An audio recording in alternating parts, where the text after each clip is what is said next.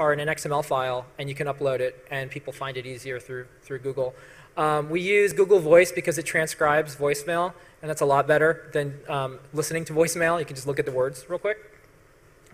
For shipping, we use the United States Postal Service for half our orders, and the other half is UPS. We used to use FedEx, but UPS has a better API, so we're able to do things quicker and easier. We use Endicia for our postage that prints out automatically, and it weighs it on our scale that we got off eBay. And for postal, we have a daily pickup that you can set up in a web form. And for UPS, we have a daily pickup. And that saves a lot of time. If you do international sales, you'll be stuck at the post office. Try not to do that. This is what we use. We have a shuttle computer, a scale, a barcode reader, and a label maker. And this is all, of course, on our site. And those things are all commodity off-the-shelf stuff. And it costs like maybe $1,000 at the most. We did a talk somewhere, and Pitney Bowes, who makes those big mail machines, kind of freaked out, and they asked could they come to our place. And it was just like no smiles all around. Like our little $1,000 system blows the $100,000 like giant mail things, and they're like, shit, what are we gonna do? This is the future, And we're like, yeah, we put it all online, and anyone can build it just like us. And they're like, And it's basically all, again, it's commodity hardware, the scale, TOX, serial, the USB barcode reader, spits out HID that Python can very easily parse.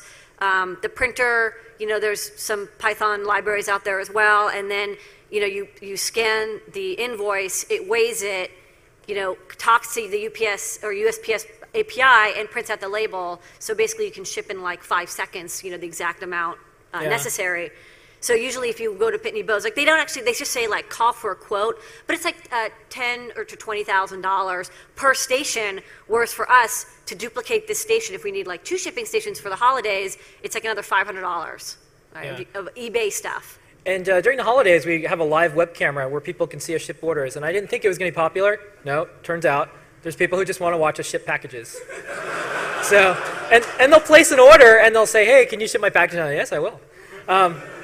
And so this is what it looks like every day. This is just our little cart, and we fill this up until it gets about this tall, and then the postal or the UPS person shows up.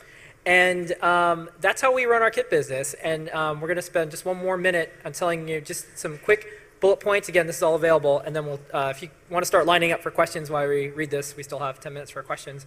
These are the 15 things you need to do if you want to start an open source hardware business after you leave this session. So, want to run through them really quick? Usually this is itself its own 30-minute presentation. So the first step is you just need a skill or an interest or something that you're really good at.